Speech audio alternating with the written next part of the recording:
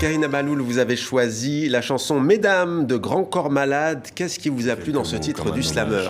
À votre gente que j'admire, qui crée J'ai beaucoup aimé l'audace de Grand Corps Malade et je crois qu'il faut avoir un très grand courage en tant qu'homme de reconnaître que justement il y a eu durant des siècles et des siècles malheureusement à travers ce système patriarcal une véritable injustice qui a été exercée à l'encontre de la femme et avoir le courage de le faire en musique.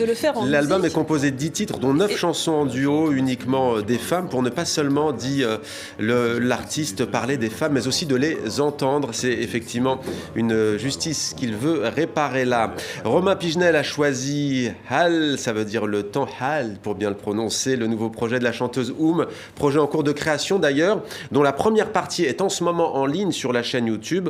Voici un aperçu de cette première étape.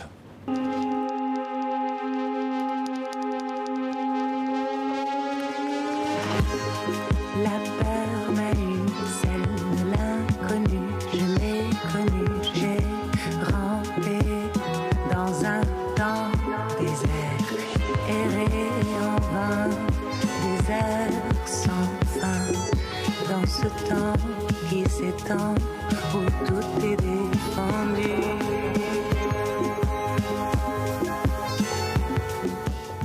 J'allais vous dire, Karina Baloul, est-ce que vous chantez vous, mais vous plutôt de chants religieux ? Oui, plutôt chant religieux et l'appel à la prière, le adhan. Le adhan, ouais. Toujours très joli, les chants religieux. Et Oussama Midi et votre confrère, vous avez choisi un film, L'homme qui a vendu sa peau, de Kauter Benhania, en lice pour les Oscars 2021, qui représente la Tunisie. On en parlait la semaine dernière, d'ailleurs, sur ce plateau. Nous avions rencontré la réalisatrice tunisienne lors de l'avant-première mondiale à Tunis. Alors pourquoi ce coup de cœur ? Je l'ai vu dimanche dernier et franchement c'est un film magnifique.